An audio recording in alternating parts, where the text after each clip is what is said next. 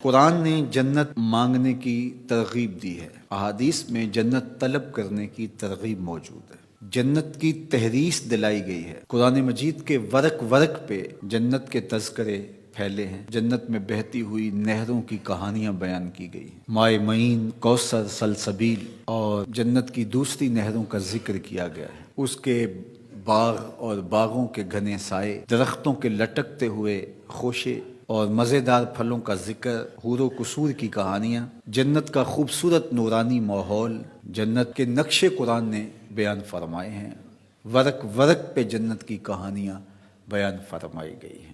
یہ اسی لیے بیان کی گئی ہیں کہ ہمارے دل میں اس کی حرص پیدا ہو، اس کی طلب جاگے، اور وہ اللہ کی رضا کا مظہر ہے۔ جنت مانگنا اللہ کی رضا مانگنا ہے۔ شریعت اسلامیہ میں جنت کی ترغیب دی گئی ہے، لیکن ہمارے بعض نعت خواں جنت کی اس طرح سے بات کرتے ہیں جس طرح کہ انہیں جنت کی چاہت ہی نہ ہو، بلکہ بعض جاہل شعراء کے شعروں میں جنت کا مذاق اڑایا گیا ہے، جبکہ اللہ نے جنت کو اہل ایمان کے لیے تیار کیا اور جنت کی کہانیاں بیان فرمائیں۔ اللہ کے محبوب علیہ السلام نے صحابہ میں بیٹھ کے جنت کی ترغیب اور تحریص دلائی، جنت کا شوق پیدا صحابہ کے دلوں میں کیا۔ اور یہاں نعت خان صاحب کہہ رہے ہیں کہ ہرے تو کیڑی جنت دا کرنا ہے تذکرہ، میاں اسی جنت کا جس جنت کا تذکرہ قرآن نے کیا ہے، اسی جنت کا جس جنت کے لیے رسول خدا صلی اللہ علیہ وآلہ وسلم نے کہا کہ جب رب سے مانگو جنت الفردوس مانگو، اسی جنت کا ذکر کر رہے ہیں میاں جس کے لیے حضور ہاتھ پھیلا کے اللہ سے جنت کی طلب کرتے تھے، اسی جنت کے لیے جس جنت کی صحابہ کو حضور نے بشارت دی ہے، ابو بکر فی الجنہ، عمر فی الجنہ، عثمان فی الجنہ، علی فی الجنہ، طلحہ فی الجنہ، زبیر فی الجنہ، عشرہ مبشرہ کو بشارتیں دی ہیں، اسی جنت کا ذکر کر رہے ہیں، اسی جنت کا شوق سینوں کے اندر پالے ہوئے ہیں۔ تو جنت اللہ کی رضا کا نام ہے۔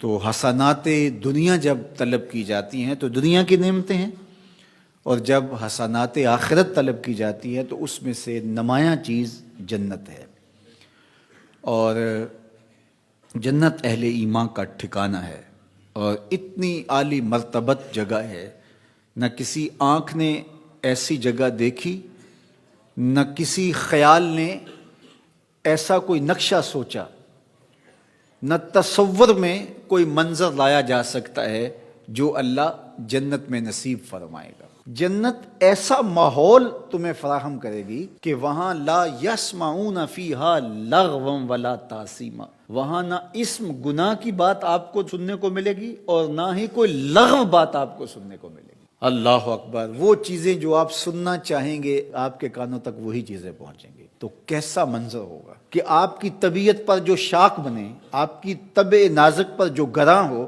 وہ چیز آپ کو سننے کو بھی نہیں ملے گی۔ موت ختم ہو گئی، موت کو بھی موت آ گئی، اب ابدی زندگی ہے، اور جنتی خوش ہو جائیں گے۔ اللہ تعالیٰ انہیں فرمائے گا کہ جنتیوں راضی ہو، وہ کہیں گے ما لنا لا نرضی، ہم کیوں راضی نہیں ہوں گے، ہمیں تو وہ ملا جس کا ہم تصور بھی نہیں کر سکتے تھے۔ اللہ فرمائے گا میں تجھے کچھ اور دینے لگا ہوں جس سے تم بالکل راضی ہو جاؤ گے۔ تو وہ کہیں گے مالک تیری مرضی، ہماری جھولی طلب کی پھیلی ہے، ورنہ کوئی شے رہ تو نہیں گی جو ہمیں ملی نہ ہو۔ تو اللہ تعالیٰ فرمائے گا وہ شے یہ ہے کہ میں اعلان کر کے تمہیں بتاتا ہوں کہ میں تمہارے اوپر راضی ہو گیا ہوں، اب کبھی بھی ناراض نہیں ہوں گا۔ اور یہ چیز جنت والوں کے لیے خوشی کا باعث ہوگی کہ رب اب کبھی بھی ہم پہ ناراض نہیں ہوگا۔ اللہ اکبر! تو جب ہم کہتے ہیں اللہ ہمیں آخرت کی حسنات عطا کر دے تو اس سے مراد جنت ہو۔